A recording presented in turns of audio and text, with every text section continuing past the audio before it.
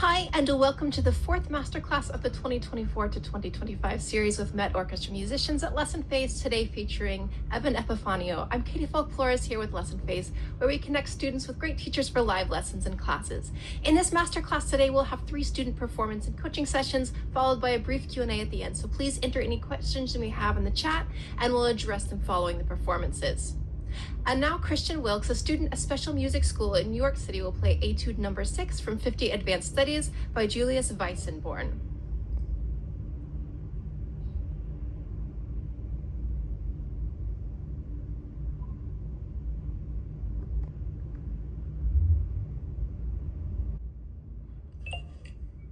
Hi, Christiaan. How are you today? Good, thank you. So we've never met in person or digitally. Nice to see you. I just wanted to tell you a little bit about myself so that you're not playing for a complete stranger.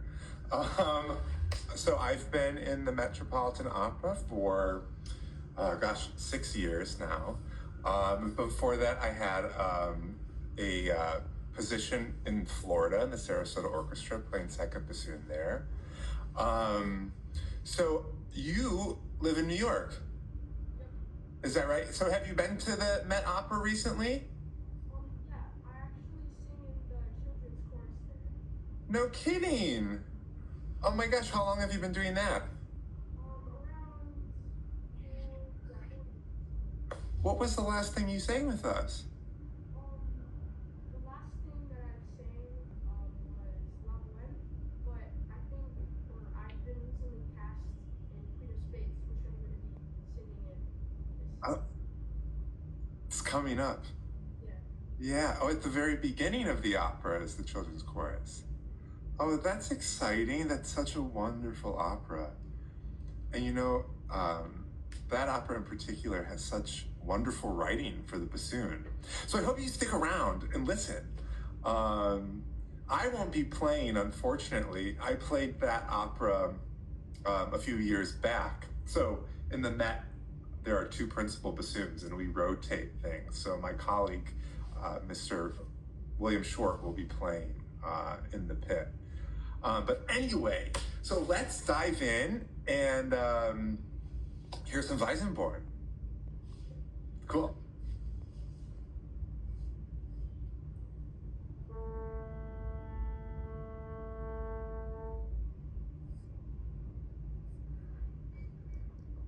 Well, actually, before you play, I just wanted to ask more about you. So you live in New York. I can see some buildings peeking through the shades back there. So tell me, where do you live? How long have you been playing bassoon? Who do you study with? So I live in New York City. I study at the Special Music School with Leonard Handel. Okay. Great. And is that a Fox I see that you're playing? Yeah. Yeah, great. How long have you been playing bassoon? I've been playing bassoon for around 4 years. 4 years, wonderful. And did you play an instrument before the bassoon? Yeah, I played the piano. Nice, excellent. Okay, sorry for interrupting you. Take it away.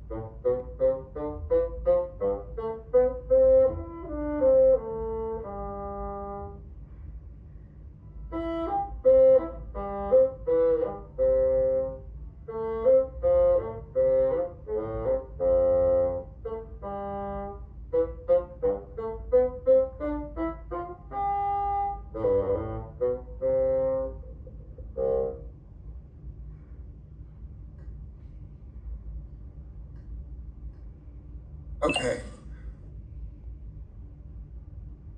Sorry, technical issues. Great. Bravo, Christiaan. Great to hear you. Great. I think that you have such a wonderful sound. Now, I want to know if you and your teacher have discussed the concept of flicking or venting. Yes, great. So, in this etude, there are a few corners that are really going to help us. So, let's talk about what notes are you flicking right now? So right now I flick A, C, and B. B and B flat can be flicked as well, right? So just to be clear, if we're looking at the thumb, right, the left thumb, so my whisper key is here. I just want to make sure it's, clear you can see that clearly? Okay, so whisper key here. So you're flicking your A with the third, yes? And then your B and B flats here, the one above, the high C key. And even sometimes when the occasion calls for it, we use the high D key. Does your bassoon have this key? No. Yeah, so sometimes we can flick the D a whole step above that C, middle C. We can flick that one. Okay, so in this one, I would love, so in the 1, 2, 3, 4, 5, the sixth measure, in the sixth measure of number 6, so we have that A and B on beat 3 and the and of 3. Yes, you see that? So what I heard when you played was just a slightest bit of crack. If those notes, what happens, I'm not sure if you're familiar what happens because, why we have to flick those notes is they're the same fingering, right? From the lower octave. So the bassoon is going to want to naturally go down to that lower octave, right? And that's the point of the whisper key, to get us stable down there. It holds everything together. So it's like the some people call these flick keys, but some people also call them venting. Like we're venting something open. Okay. So, a lot of the time what these keys are really helpful. So sorry if I'm giving you a fundamental education on venting, but I just want to make sure we're on the same page, So, if they're particularly helpful if we're slurring, right? We're going up the octave, we're coming from something lower, and we want to get that note to come out, right? But what's also helpful is when we're articulating these notes, like in this situation, they're staccato, so that we don't get what I like to call a bit of a tack transience, that little crunchiness at the start of the note, right? So can I just hear you play the top of the staff A a few times, articulate it without using the flick key, and then I want you to hold down that third key and articulate some A's with it. So a few times without and a few times with it. First without and then with. Please.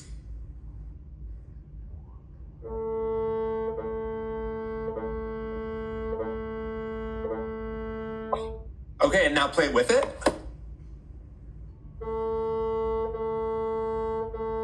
Okay, good. So you hear do you hear the difference? So just go back to without it again. And I want you to really zoom in with your ears in that split, quick second of noise that happens before the note comes out.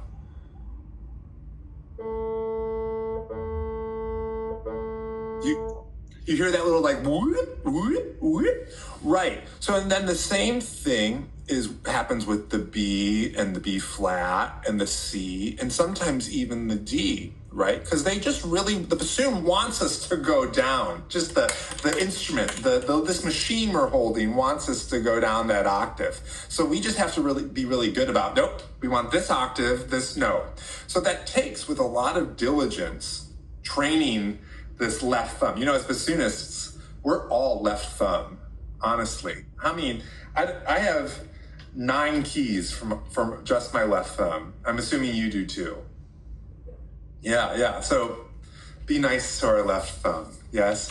Okay, so what I would love to hear you do really slowly now is going from G to A. And so now the trick is getting that left thumb to maybe leave the G ever so early to get up, to make that travel up so that we can get the very start of that A cleanly. Okay, so just do those 2 notes for me on repeat a little bit, just so we're working out that travel.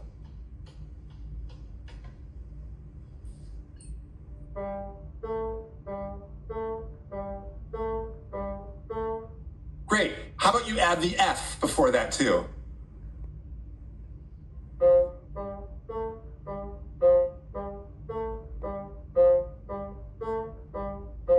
Great. That's already so much better than when I heard you the first time. Now the trick is, what are you going to do when you have to play the B?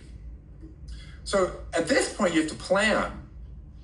I think it makes sense to hover there. Are you going to hold it down throughout the duration of the A? Or are you going to release and then chill with the thumb up there for that split second before you go up to the B?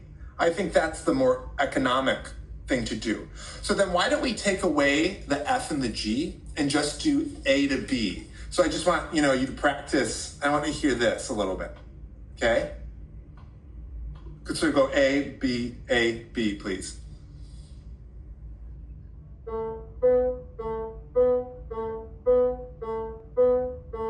Great.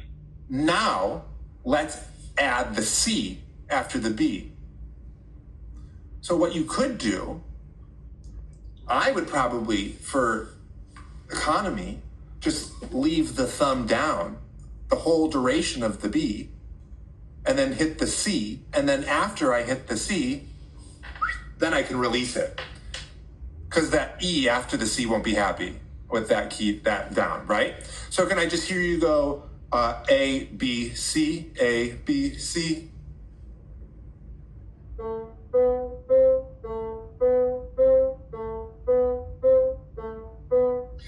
Great, so now let's add the F and G, just to reinforce all this.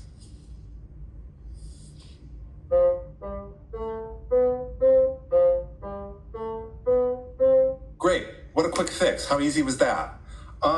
So now let's hear that whole scale. So can we start at the dotted quarter note G, the bar before? And now let's see if we can put it back into your original tempo.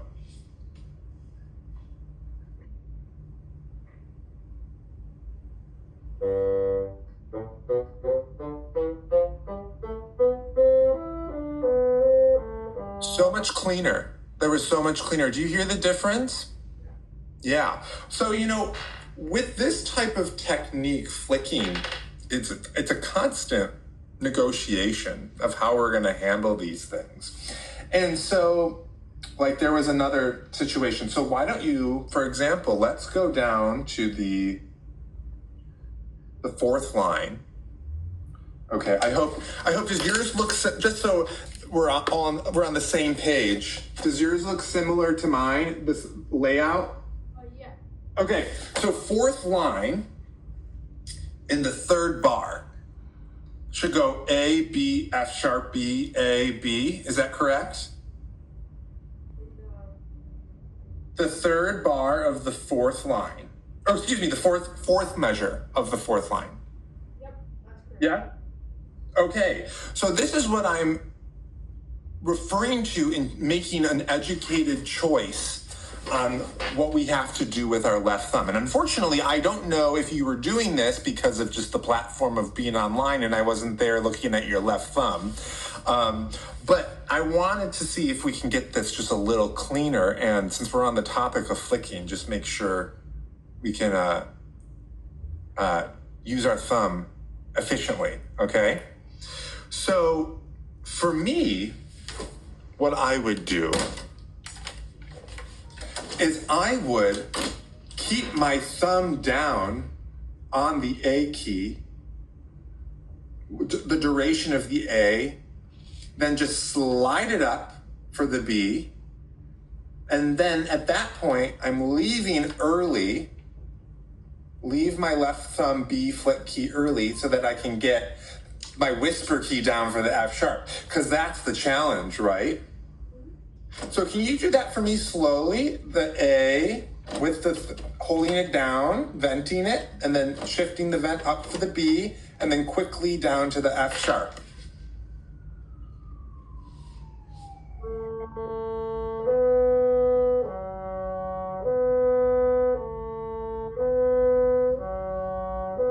Okay, great. That sounds great. So just to tell me, honestly, was this something you were doing the first time you played it? Not really. I was kind of flicking it and then playing the B without. Playing the B without? That's totally an option. You know, if it works, it works. So it's always this. But then my question is, after the F sharp, when you go up to the B again, were you flicking that? No. I mainly flick the A's. You mainly flick the A's? So I think it's a safe. I feel like in every beginning bassoon book that ever exists, they really need to like rewrite the fingering charts and having these flick keys be like the default fingering.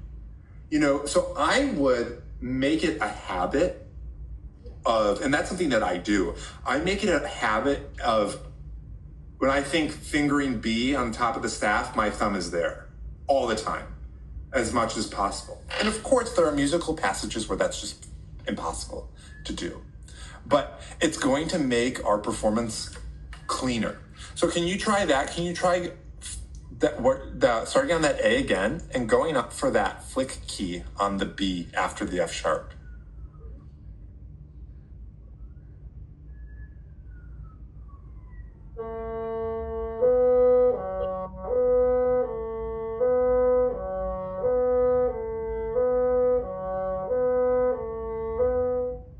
Oh, great. So that sounds really clean to me.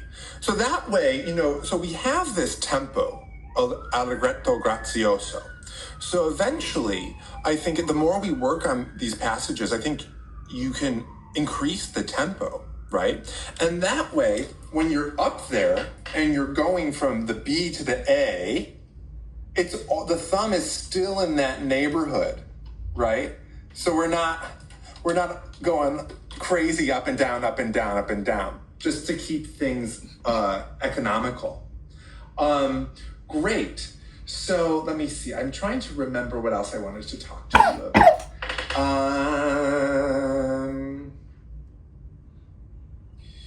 Okay. So why don't we go back to the top, and then, so I want you to start at the beginning, and then I'm going to stop you when I remember what it was that I'm forgetting now.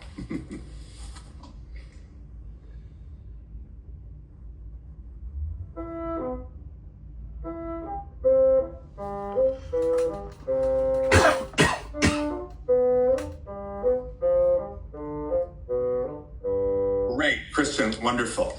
So now, have you and your teachers started exploring the world of vibrato? Not really, no. Not really? Okay, so I'm not going to touch that because that's going to take a lot more intimate experience, so I would love for you to explore that with your current teacher. Actually, Do you have a question?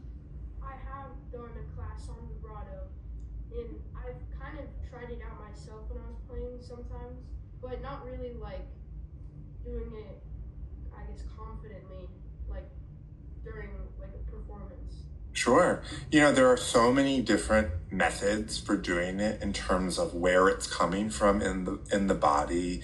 If it's coming from the throat, if it's coming from the diaphragm area of abdominals.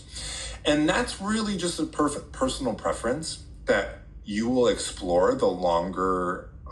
You're a singer. So where do you do it when you sing? Do you do it when you sing? Not really. Okay, no shame, right? Hey, that's okay. So in your studies, I think that's a really great thing for you to start exploring. So, but I wanted to talk about this figure that we have in this little etude. So we have 1 2 1 2 1 2 1 2 half note. Yes. So I would love for you to give the first note of each of these 2 note segments a little bit more love and attention with your air, so that it's the second notes I'm not reaching for them. You're not reaching for them. It's almost like the work is being done on those first notes. All you have to do is move your fingers. Can you try that for me, please?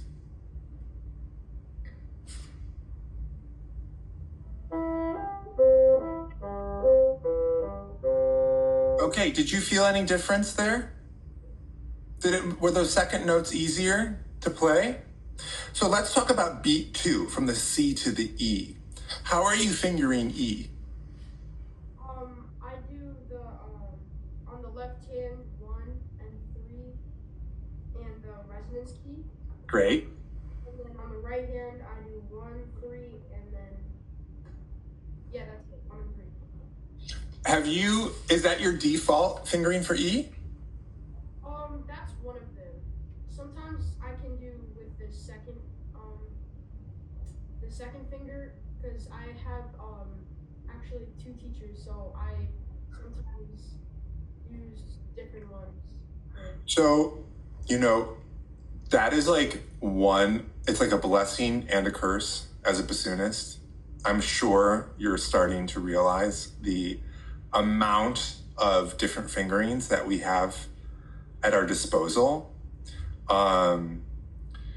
And so all of the variety of fingers, every fingering has positives and negatives that go along with it, right?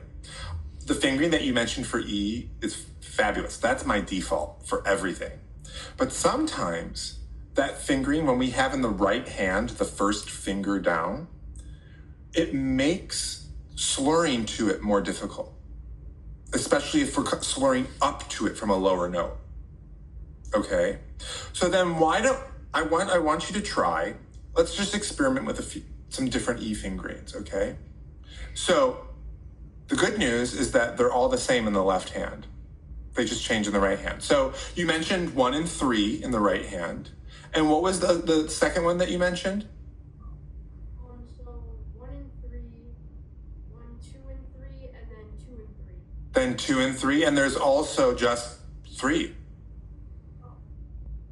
So why don't you try for me, let's first do all 3 down. Go from C to E. Do that again. And you're keeping your right hand all 3 down? Great. And then now let's do 1 and 3. So double fork is what we call that. Yeah? Okay, do that again. Great. Now let's hear 2, 3.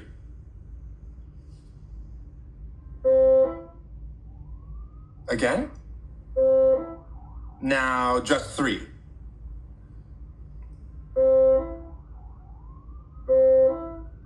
So to you, were any of them easier to get that E out? I feel like it's the 2 and 3, then just 3, and then the 1 and 3, they all felt pretty good, like pretty much the same. But the all 3 down, that was the only one that kind of felt resistant. That it might crack. Totally. That is to be expected. That I think that's like every bassoon feels that way. And so, like I said, every fingering has its set of positives and negatives. And then it also depends on what note we're slurring from, right? So in this situation, from the E, it's being a major third, it's not too far away, right? So versus what if you, for just experimentation's sake, can you slur up to that E let's go through all those fingerings from the A below. So starting with all three down. Starting with all three down. Right. You hear that? Right, which it happened a little bit from the C, but not as much, right? So now do 1 and 3 from the A.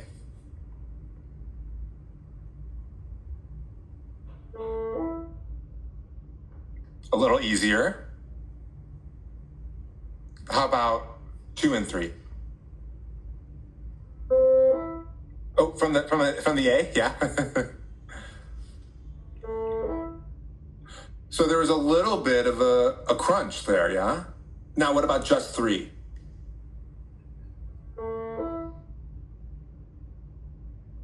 How was that one? I felt like that was the least amount of crunch. Least amount of crunch. So that's the thing. Like, I think when we're learning, when we're going through, as bassoonists, we're learning new music, we're trying to navigate the challenges that this beast of a thing, has for us in store. We have to be open to what the different fingerings are. I love that you already know 3 fingerings. Now I just gave you a 4th for this E, yeah? And learning how one fingering might not work always. And one fingering that worked today might not work tomorrow. Like, what reed are we playing on, right? So it's like the blessing and the curse of being a bassoonist, because these problems that the instrument gives us, we can navigate as long as we have these tools at our discretion, right? Like, oh yeah, this, fine, I'll use this fingering. Take that, reed, I'll get you. Okay, so there was something. So now let's go back through this one more time, and I want you to, so what fingering did we decide was best for that E in the first measure? I think the best one would be 2 and 3. 2 and 3? Was that the one that you were using at the beginning of the class? In the beginning, it was 1 and 3. 1 and 3? Sometimes when we have all of these different fingerings and you're learning so much music, it's like, wait, I can't remember. So don't be shy or afraid to write it in your part. Like, I know some people have like different names for different fingerings or different symbols. Like, oh, I'm going to use my star or my X or 0 fingering, whatever, to help us keep our brains organized. So in the heat of the moment, we know what we're going to do. Okay, so let's go back through this first measure again and play it with this focus again of what I asked you, of sort of surging your air a little bit on the first note of each of these 3, okay? And using this new 2-3 fingering on the E. But the second E, because that doesn't mean you have to use that same fingering on the first E of the piece, right? Yeah. Right? So with that one, I would use the 1 and 3 or the all 3. What are you using for that first note? I think that one I used 2 and 3 also. 2 and 3? Well, if it works for you, great. Let's hear it.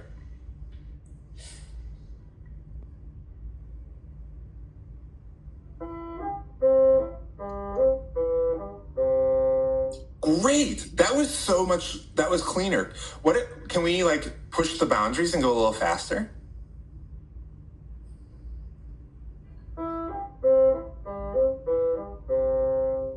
Oh my God, that's incredible. Can you do that same tempo in the next bar?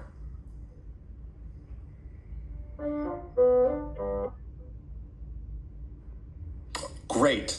So now just one last thing that I want to discuss with you is our half hole. That G, baby, is tricky. the G and that F sharp, which takes a little bit less of a leak, right? The half step below. Pardon me. So can you just play a few Gs for me? And I want to just hear the quality of your half hole.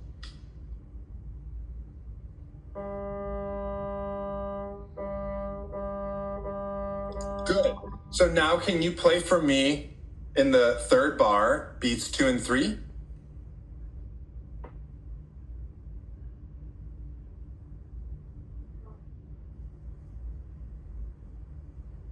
So the third measure, beat 2 and 3.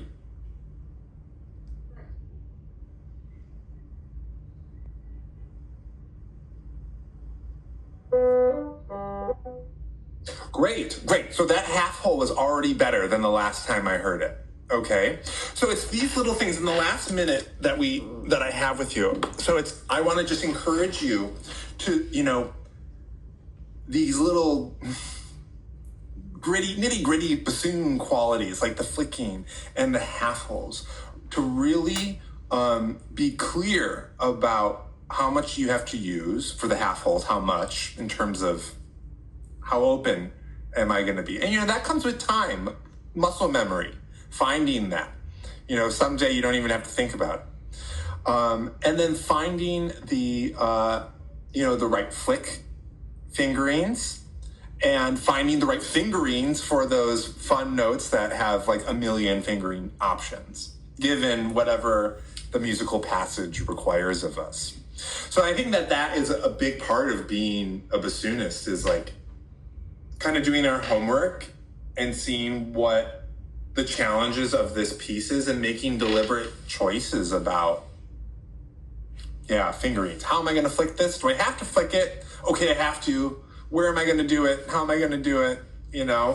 But I think, Christiaan, it's great to hear you, and I think you're doing wonderful things, and I'm so glad that you're singing with us. Please come say hello when you're on stage, and just shout down to the pit, "Hey, I play bassoon," so that we can say hi. Cool? Thank you so much, Christiaan. That was wonderful. Really got to enjoy hearing you play today. Really appreciate your time. And thank you, Evan, for that coaching.